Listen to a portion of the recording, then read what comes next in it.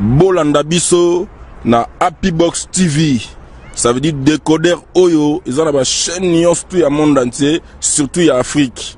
Happy Box TV, plus de 400 chaînes. Congo France Congo.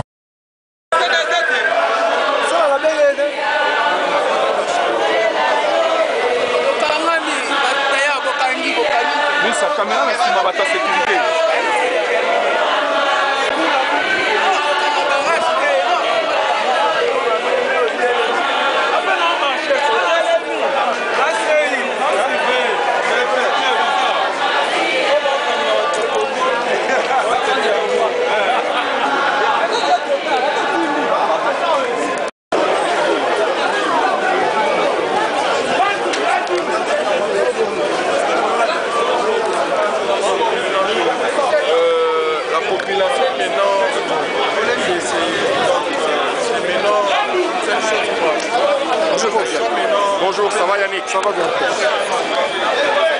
Bonjour, on a moni la marche. Bon, na minute yo, je pourrais tomber. Je pourrais quoi na lolenge été.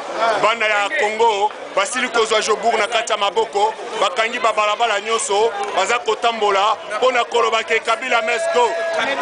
Kabila ipo akende mwana ken nyonso ngana lobi mwana ken o abenga mwana kine talie mwana ken nyonso le 21 na kati ya balabala pona kolongola Kabila moto abanga te zwa lance pierre na yo zwa libende na yo zwa libanga na yo zwa bouteille cocktail molotov Kabila ipo akende et puis kokende yo moko na batu na yo ba congolais wana obebisa bango kendela bango parce que obomi mboka oteli bango ba poison oyebi bango nous sommes en Afrique du Sud mbuta yo na saka yo zo kufino kufito kufa bien tout fino nyamba ndeko na ngai Yannick donc na mokuse ya mwana ngana mwana ken en tant que mwana ken il faut que ken ekoya ken il faut ekoya na maboko ya bana kin ezateke Kabila konza batukuna donc zwa libanga na yo zwa cocktail molotov na yo benga na Kabila pour Kabila azali congolais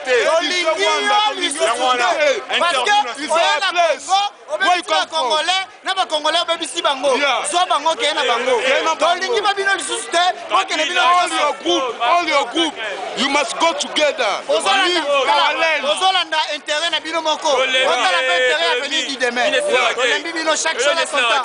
Merci beaucoup. Papa, est-ce que les choses sont catholiques ou ah jamais ngaza catholique te ngaza yo ebi kenga catholique te oyebi doctrine na ngai o ezali za concerner bana mboka les congolais 100% dala kutu na simomoni ba zimbabwe bazali ba nigérien bazali ba sud africain bazali belé donc ezali ko concerner libération ya Afrique ezali libération Afrique quand tu libères le Congo ça dit que ozo libérer à Afrique Yannick wengo moko yebi masolo banda kala donc on a minute photo silisa yango oyo le salami ezola kisaki toza déterminé tina lino tona posa ko na minute ce monsieur doit partir moi même avec Kabila moi bien avec Kabila te c'est un Kanambé ozomona c'est un Rwandais toyebi avec tous les collaborateurs ko faciliter nani occupation wana il faut bakende ozo comprendre ezali affaire à catholique te balobi ke ezali organisateur bazali ba laïque catholique oui c'est bon naza catholique te ngai nazali congolais nazali combattant que je dois militer et combattre pour la libération de mon pays. Kabila doit dégager yango il faut dégager il must go donc c'est ça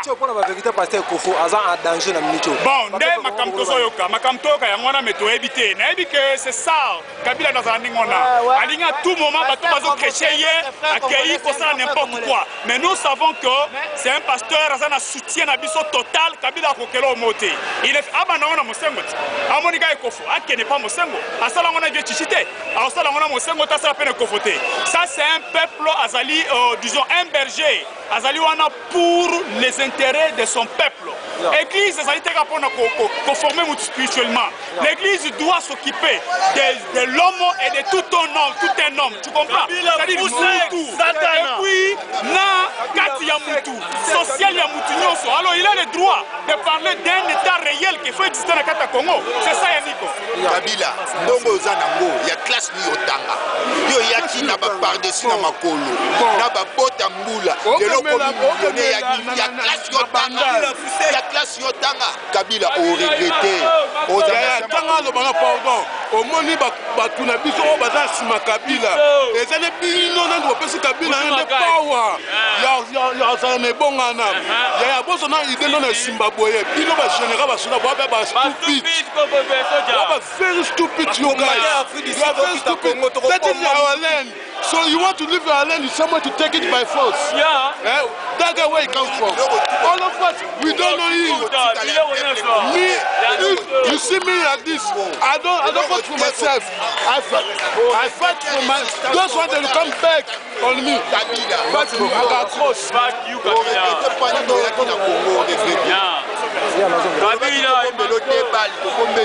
Chaque chose a son temps, chaque chose a son temps. Tika pouvoir.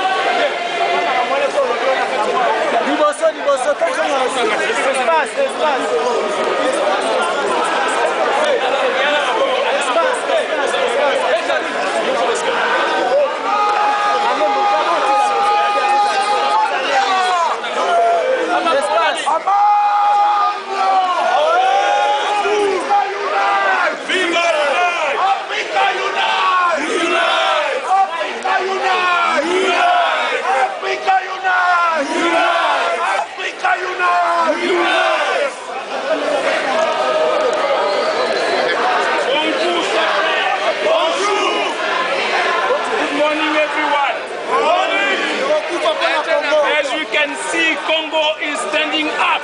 Yes. Africa is standing up. Yes. Kabila must vacate the office. Yes. Kabila shall vacate that office. Yes. Africa. You've been waiting for so long. Yes. Kabila, please vacate that office. Yes. We need to free Congo. Yes. We need to free Africa. Yes. Viva Nigeria, viva! Viva! Viva Nigeria, viva! Viva! Viva Africa, viva! Viva! Viva Africa, viva! Viva!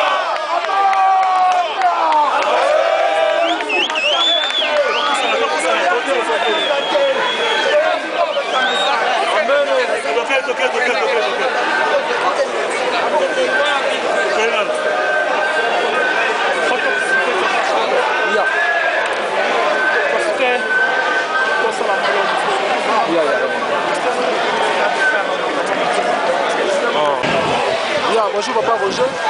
Bonjour Yannick. Papa Roger, toujours moi Kala, tout le monde qui le 31 décembre, mais ça c'est bête na Congo. Batu bakufa ki bata catholique ba le bête miti na kati ya ba église catholique, réaction ezaki nini par rapport à ba journée ande ba bakufa. Oui, je crois que na pesi susumbote mingi na bandeko ya balandi ya ba internaute ya radio Amine congofrance.com na pesi mbote na boss na bino. En tout cas, je suis très content au monde que ezali au chaîne moko pratiquement ezali pour au travers le monde. On est tellement dessus au monde que réellement Massassa Betamaki le 31 Kabila profané église de Dieu et là comme vous tatikala kosa les alliés ça tikala kosa le konengolate. Je crois que ezali notre décision, notre droit de manifester, notre droit de descendre dans la rue, manifester contre ce qui se fait, ce qui se passe actuellement au Congo. Mais je me rends compte que pouvoir oyoyo banguna bazali nango balingi ko permettre biso tamukiete to mekako koloba mo liloba na yebite pona nini un peuple qui descend dans la rue azana chapelet azana biblo azana polo ya pemba lati mais yo bimi na baba mitrailleto obimi na biloko moko ezalaka te pour commencer à tirer sur le même peuple là alors qu'on a toujours dit que mukonzi azali pona batu mais yo lingo régner sans batu ndenge nini oyo kuta pona ki onani. Ça nous a fait mal. Tant que tout le monde est biloko wana, yango moni on est déterminé actuellement. Il y a se mobiliser le peuple tout entier toyeba nini tokoyi kosala pour faire ces messieurs barolobakeo mais ba marche pacifique bozo sala et koyi faire partir monsieur Kabila on ne croit pas qu'il faut faire partir mais ezali ko lembisa ye ezali ko neutraliser ye ezali ko longola ye ba pouvoir nyonso zali na yango de manière à ce que soki to bouger muke na kanisa okende na ye sikola nicho nga lik pour infiltrer minduki na ba église catholique a infiltrer le la catholique et abimisa réputation catholique mabe réaction rose à nini par rapport à ndenge Mosé on a terminé la guerre. Non, je crois qu'à ça là, il y a eu des pestes. Oh, tu t'en souviens, il y a eu Babylone Bakabona Sapo Bakani na Kinshasa, soit disant qu'il y a eu des pestes, des pestes. Il veut le faire avec l'Église catholique. Et ça qui planification, parce que Banda Kana Bakalev, qu'ils doivent faire ça pour Bachaba Mindu qui n'a pas l'Église catholique, non, ce sont les touristes, Kala, Basaba rebelle, Basu Mindu qui peut Longola, Ngai. Au monde, les maires à Seka Banda Colonisa Bango, Moko Karamoko Bango. Mais plan diabolique, on a machiavélique, et ça déjà dénudé. Ils ont déjà comme on a et la Kisamaki, Yango Monia mais Kinyoso a coquité. Donc on est déterminé. Dans le Biboy, Bakani Sateg, ce qui s'est fait dans le Congo, c'est le 31 janvier. Il y a une église de réveil. Quand même, un pasteur va comprendre que la chaîne va pasteur. Namoni pasteur, il y a cité Bethel, Azaliawa. Namoni pasteur, il y a Nani. Il y a ACK.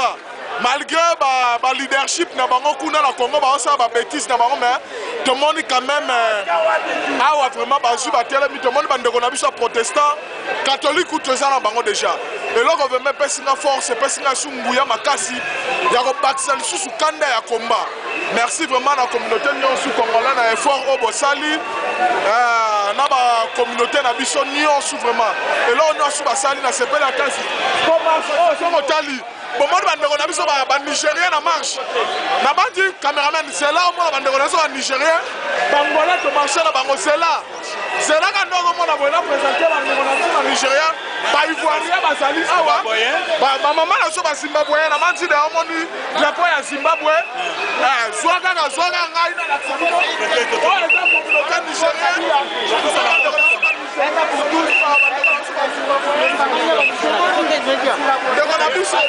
Camerounais, Bangolais, bango na susu na bango ezaka moko po Kabila kende. Yango moni to komi eloko moko. To komi eloko moko na Afrique, moto benga na ba dictateur nyonso. To moni déjà to za kati Afrique du Sud. To moni déjà sous maza tombe. To moni Mugabe. Papa wana okome munoko solo. Yewana bandeko ne bango bazo marcher toza na bango. Tomoni pe Mugabe akwei yango pe tour eza tour ya Kabila. Amoni pe Sassou yango pe kuda Sassou déjà kwei malade. Akomi déjà comment AVC déjà si kobekae. C'est pour cela yango to sepeli to sali bloc moko. Depuis cette fois-ci ezali départ. Dala biso bobomi biso mingi. Tokimi Congo pona yo Kabila mboka wana za mboka na yote yoza Rwandais oyaki kutuna butu nanu ya mbula sans sous-vêtement Jeannette aye na kaleso kutu mawato Jeannette aye mabele polele azaki akama mishute okufa bona mo yo moko nanu na maizaf obanda komela ozo subo do lala commandant Hippo na maizaf place église oya image éternelle ya kone po ezali toyebi yo commandant Hippo obanda komela ozo suba na lelo obengani biso bakolo mboka lelo biso tokomi ba réfugié na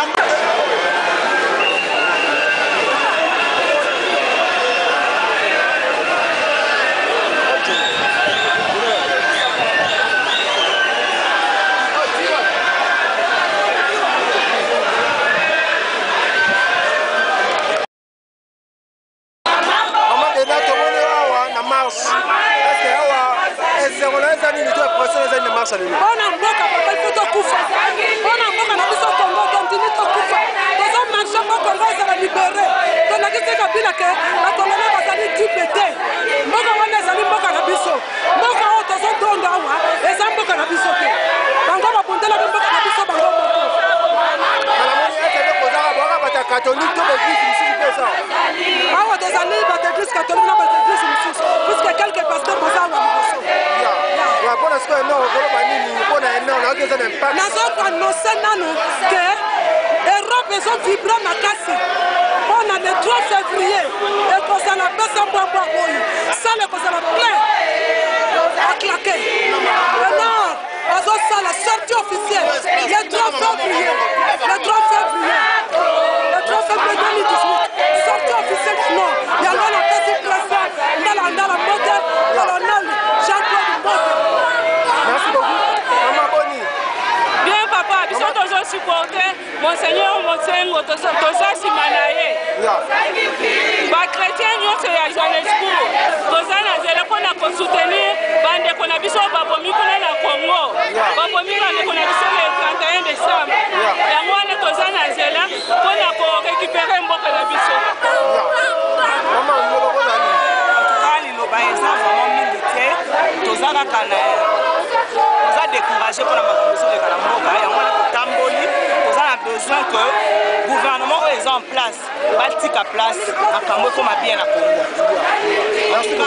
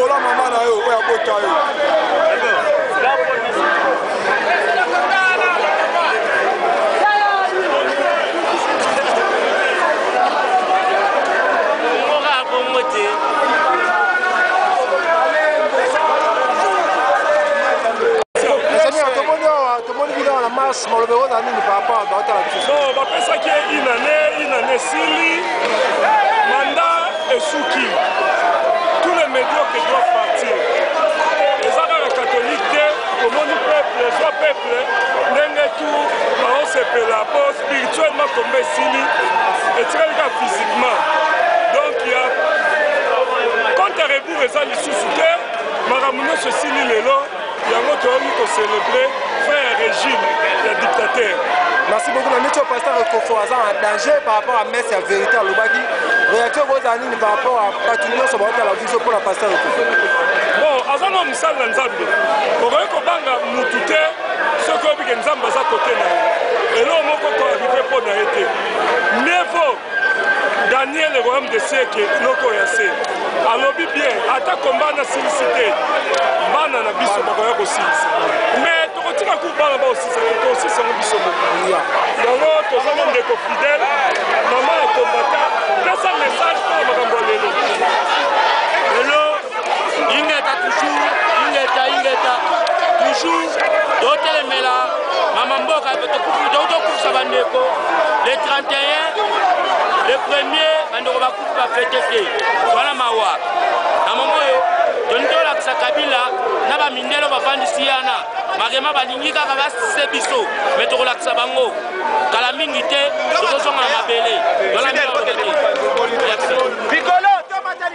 akopesa message et le programme va continuer comme cela. Ainsi, ntango tokopesa message na français tozali mpe na message na anglais po tozengaki bandeko na biso komoni bango awa basud africain bazimbabwéen bamalawite baitalien baebele bazali awa bingeza silence s'il vous plaît.